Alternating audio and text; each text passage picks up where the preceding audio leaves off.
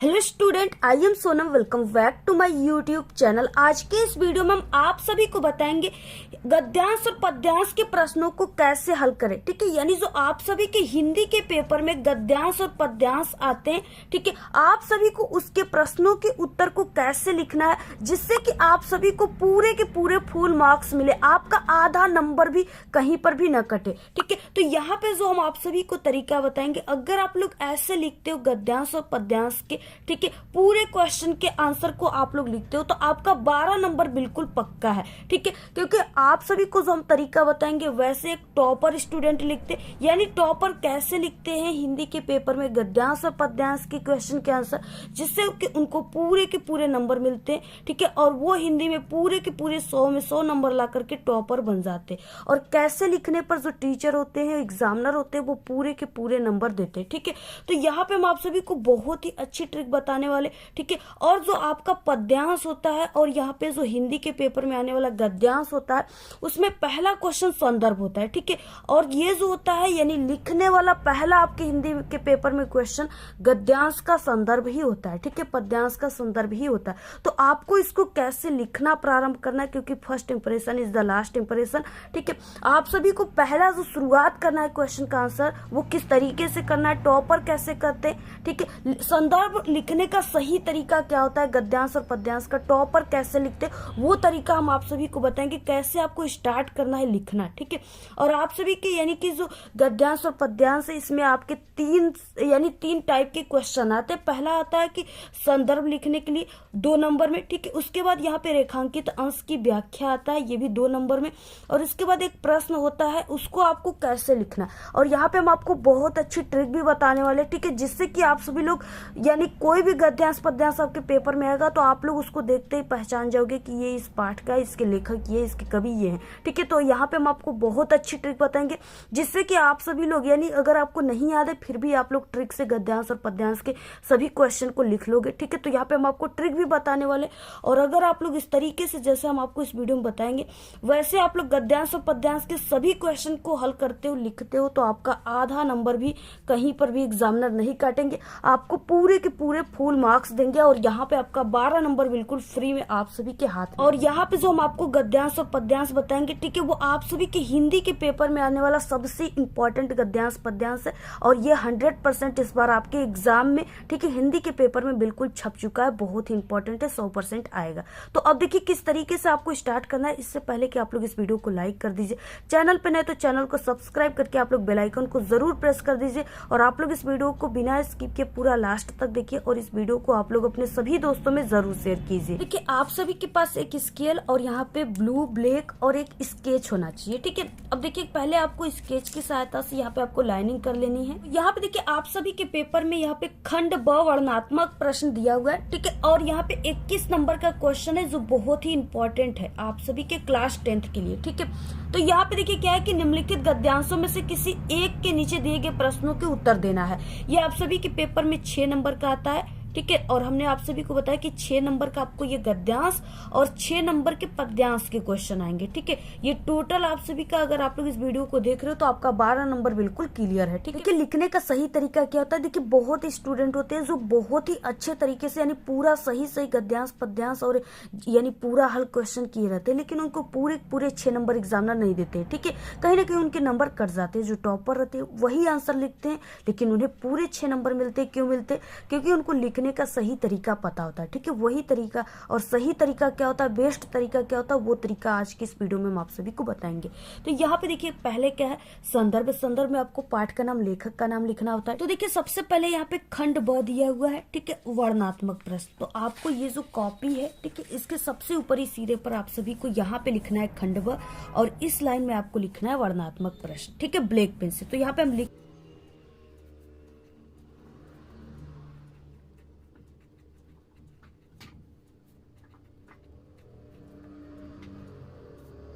ठीक है, अब आपको स्टार्ट कैसे करना है, सबसे पहले कि ये जो है ये गद्यांश है, तो आपको यहाँ पे ब्लैक पेन से आपको लिखना है गद्यांश उत्तर। ठीक है,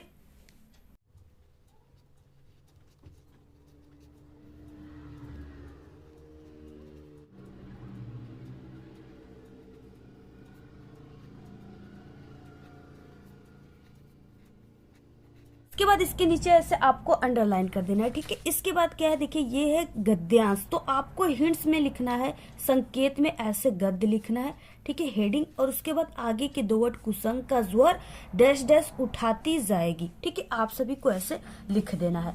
तो यहाँ पे देखिए सबसे पहले आपको गद्य लिखना है 1 लाइन की गैप देकर, उसके बाद कुसंग का ज्वर डैश डैश उठाती जाएगी।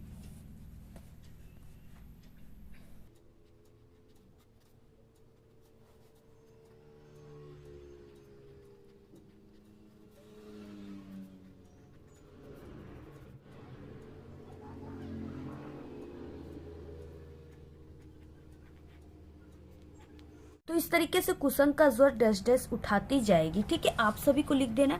इसके बाद देखिए पहला क्वेश्चन संदर्भ है, तो आपको यहाँ पे पहला यानी क्वेश्चन नंबर 1 ऐसे लिख करके आप सभी को यहाँ पे संदर्भ हेडिंग लिखना है।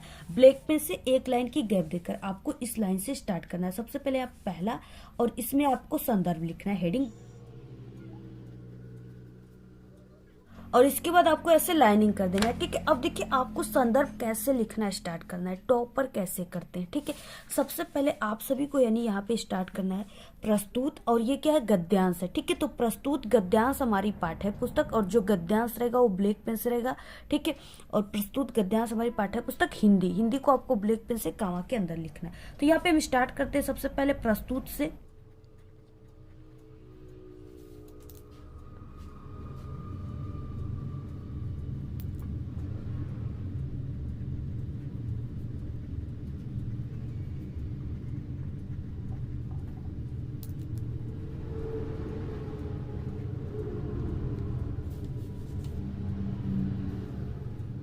हो जाएगा प्रस्तुत गद्यांश हमारी पाठ्य पुस्तक हिंदी की, ठीक है। और ये क्या है, ये गद्यांश है, तो आपको लिखना है गद्य खंड में संकलित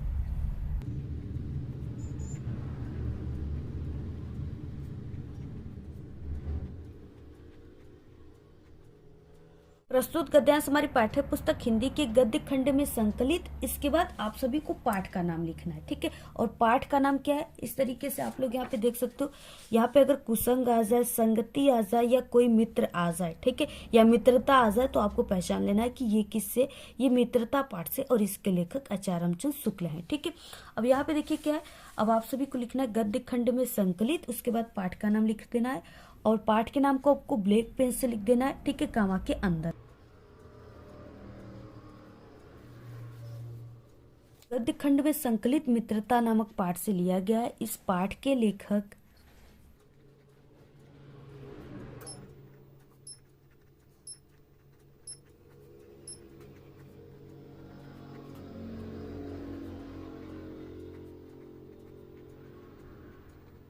मित्रता नामक पाठ से लिया गया, इस पाठ के लेखक, ठीक है, कौन है, आचार्य रामचंद्र शुक्ल जी हैं। तो आपको लिख देना है ब्लैक पेन से।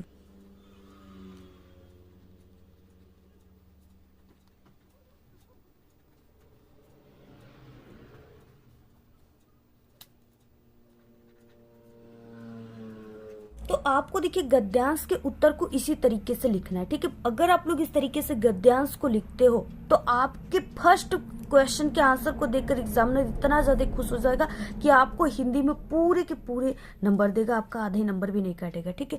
और सबसे सही तरीका यही लिखने का होता है। अगर आप लोग ऐसे लिखते हो तो आपको पूरे के पूरे नंबर मिलेंगे। इसके बाद देखिए अगला दूसरा क्वेश्चन है, रेखांकित अंश की व्याख्या कीजिए 2 नंबर में, ठीक है। इसका मतलब कि आपको सिर्फ उसी लाइन की व्याख्या करना है जिसके नीचे ये ब्लैक वाली अंडरलाइन है, सिर्फ इसी लाइन की आपको व्याख्या करना है, ठीक है। देखिए जो चीजें लिखा है उसी को सिर्फ आपको अपने शब्दों में थोड़ा सा इसको बनाकर लिख देना।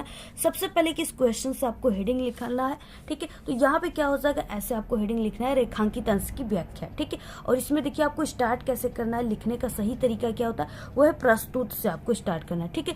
प्रस्तुत पंक्ति में लेखक कहते हैं कि यह लेखक बुरी संगति को भयानक रूप बताए, यह अच्छी गुणों का विनाश करने के साथ साथ बुद्धि को भी नष्ट कर देती, किंतु अगर अच्छी संगति मिल जाए तो बुरी संगति में पड़ा व्यक्ति गर्त से निकलकर प्रगति के पथ पे चलने लगता है, ठीक है। तो इसी तरीके से आपको लिखना है पूरा। आप लोग इसका स्क्रीनशॉट ले लीजिए और ऐसे ही आप सभी को लिखना है पेपर में, ठीक है। अगर इस तरीके से लिखते हो तो 2 नंबर इस पे, 2 नंबर इस पे, 4 नंबर। इसके बाद एक क्वेश्चन होता है, उसका ट्रिक क्या है, उसके बाद देखिए इसमें एक क्वेश्चन इस तरीके से, उपयुक्त गद्यांश में सत्संगति की क्या विशेषता बताई गई है, ठीक है। तो यहाँ पे देखिए, यहाँ से यहाँ किसी किसी युवा पुरुष की संगति, जहां पे आपको ये सत्संगति या संगति दिखे वही इस क्वेश्चन का आंसर है। तो किसी युवा पुरुष की संगति यदि बुरी होगी तो वो उसके पैरों में बंधी चक्की के समान होगी, जो उसे दिन दिन उन्नति के गड्ढों में गिराती जाएगी, और यदि अच्छी होगी तो सहारा देने वाले बाहु के समान होगी, जो उसे निरंतर उन्नति के पथ पे उठाती जाएगी। तो इसी में से क्या है, इस क्वेश्चन का आंसर आप सभी को लिखना है। देखिए कैसे लिखना है, तो इस तरीके से, सत्संगति यदि अच्छी होगी तो सहारा देने वाले बाहु के समान होगी, यही है। अगर बुरी भी होगी तो बुरी वाली भी आप लोग यहाँ पे लिख दीजिए। तो सिर्फ आपको इतना ही लिखना है। अगर इतना लिखते हो तो आपको 2 नंबर इस पे मिल जाएंगे। तरीके से आप सभी को पूरे के पूरे 6 नंबर मिलेंगे, आपका आधा नंबर भी कहीं पर भी नहीं कटेगा। ठीक है, इसी तरीके से आप सभी को लिखना है।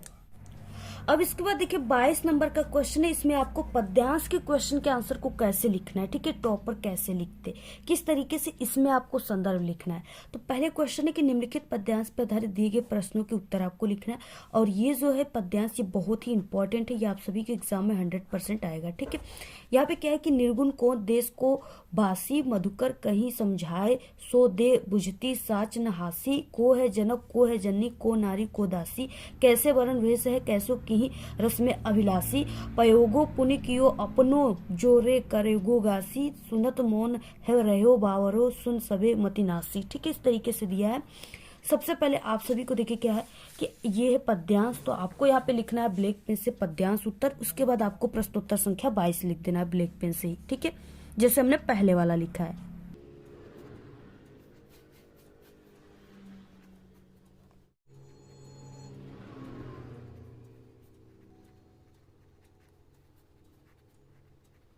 देखिए आपको इसमें स्टार्टिंग कैसे करना है। सबसे पहले ये पद्यांश है तो आपको पद हेडिंग लिखना है, और उसमें आपको आगे के 2 वर्ड निर्गुण कौन डैश डैश मति नासी, ठीक है, आगे के 2 वर्ड और डैश डैश लास्ट के 2 वर्ड, और ये आपको जो पाई है इसको भी लिखना है। ठीक है, तो यहाँ पे आपको सबसे पहले एक लाइन की गैप देकर इस लाइन से स्टार्ट करना है।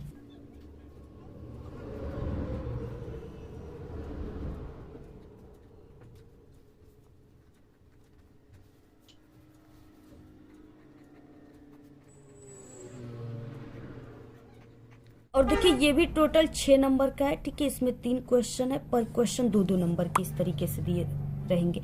सबसे पहले क्वेश्चन में संदर्भ बोला है। ठीक है, आपको देखिए संदर्भ किस तरीके से लिखना है।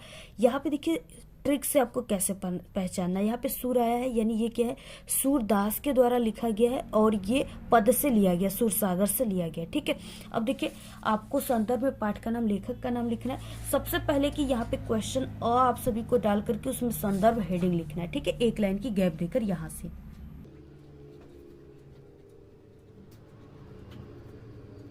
जो पद्यांश है इसमें आपको संदर्भ कैसे लिखना है। सबसे पहले आपको प्रस्तुत से स्टार्ट करना है, और ये पद्यांश है तो प्रस्तुत पद्यांश हमारी पाठ्य पुस्तक हिंदी के पद्य खंड में संकलित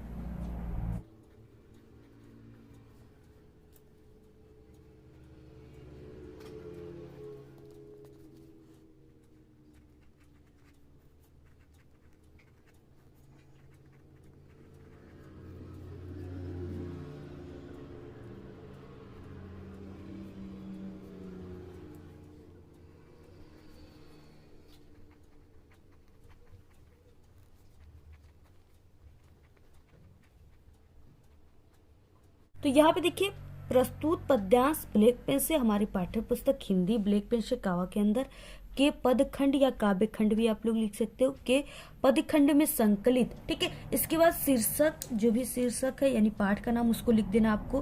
तो यहाँ पे पहले शीर्षक लिखना है, और ये जो पद से लिया गया तो ब्लैक पेन से कावा के अंदर। ठीक है, तो यहाँ पे जाएगा पद के सूरसागर। ठीक है, पद, ये पद है चैप्टर का नाम, लेकिन सूरसागर से लिया गया। ठीक है, तो ये चीजें देखिए आपको जरूर ध्यान देना है। सबसे इंपॉर्टेंट यही होता है कि पद से के सूरसागर से लिया गया।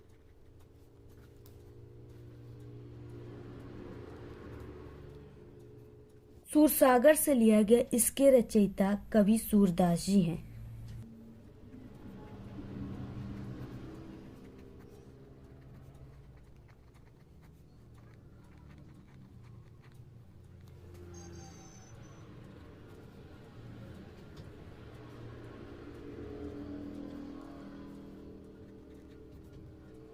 आप सभी को देखिए ये जो पद्यांश है इसमें आपको इस तरीके से ही आपको संदर्भ लिखना है। अगर ऐसे लिखते हो तभी आप सभी को नंबर मिलेंगे, ठीक है। तो इसी तरीके से आप सभी को लिखना है। अब देखिए आगे क्वेश्चन क्या है, अगला क्वेश्चन है, इसमें ब रेखांकित अंश की व्याख्या कीजिए, ठीक है, 2 नंबर में। अब देखिए सिर्फ आपको यहाँ से यहाँ तक की व्याख्या करनी है, ठीक है, सिर्फ इसी लाइन की व्याख्या करनी।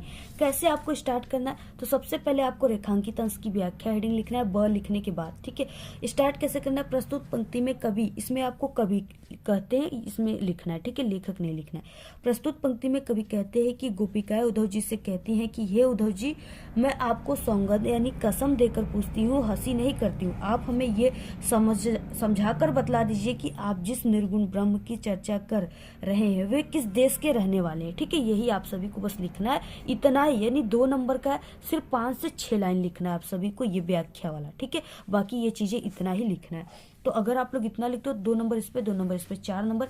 इसके बाद एक क्वेश्चन है कि इस पंक्ति में गोपिकाएं किससे प्रश्न कर रही हैं, ठीक है। तो इसका आंसर आपको इसी में से ढूंढने पर मिलता है, चाहे गद्यांश हो चाहे पद्यांश, ठीक है।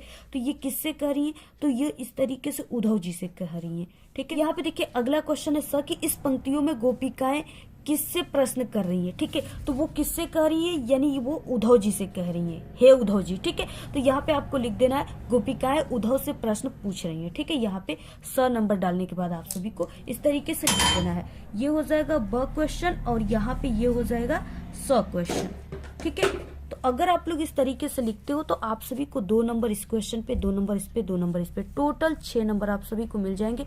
आपका आधा नंबर भी नहीं कटेगा। तो आप सभी लोग पूरा स्क्रीनशॉट ले लीजिए, ऐसे ही आप सभी को लिखना है, ठीक है। ऐसे ही टॉपर लिखते, अगर ऐसे लिखते हो तो आपको पूरे नंबर मिलेंगे। तो इसी तरीके से आपको गद्यांश और पद्यांश के प्रश्नों को हल करना है। पूरे आप सभी का 12 नंबर बिल्कुल पक्का है। और अगर आप सभी लोग हमारे द्वारा बताए गए सभी तरीके से आप लोग हिंदी के पूरे पेपर को हल करोगे, ठीक है, तो आपका पूरा 70 में 70 नंबर बिल्कुल पक्का है। यानी हिंदी में आप लोग बिल्कुल टॉपर हो जाओगे, टॉप कर जाओगे आप सभी लोग, ठीक है। क्योंकि हम बोर्ड एग्जाम के पिछले 5 सालों से कॉपियां भी चेक करते, पेपर भी बनाते और हम एक टॉपर भी थे। तो इसलिए हम जो आपको तरीका बता रहे हैं सबसे बेस्ट और सही तरीका है। और ऐसे ही आप सभी को लिखना है एग्जाम में, ठीक है। और अगर आप सभी को हिंदी के किसी भी और भी टॉपिक पे कैसे लिखा जाता है ये वीडियो चाहिए तो आप लोग हमारे चैनल पे विजिट करके देख लो, ठीक है। हमारे यानी हिंदी के पेपर में आने वाले सभी टॉपिक के हमने ट्रिक बताया है।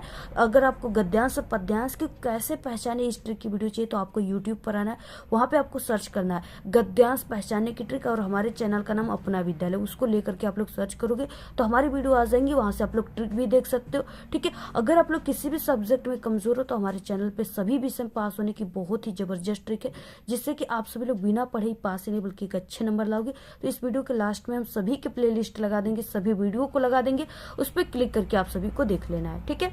तो आज के इस वीडियो में सिर्फ इतना ही। आपको वीडियो कैसा लगा, अगर वीडियो पसंद आए तो एक बड़ा सा लाइक कर दे, चैनल पे नए तो सब्सक्राइब करके बेल आइकन को जरूर प्रेस कर दे। Thanks, all the very best, bye bye.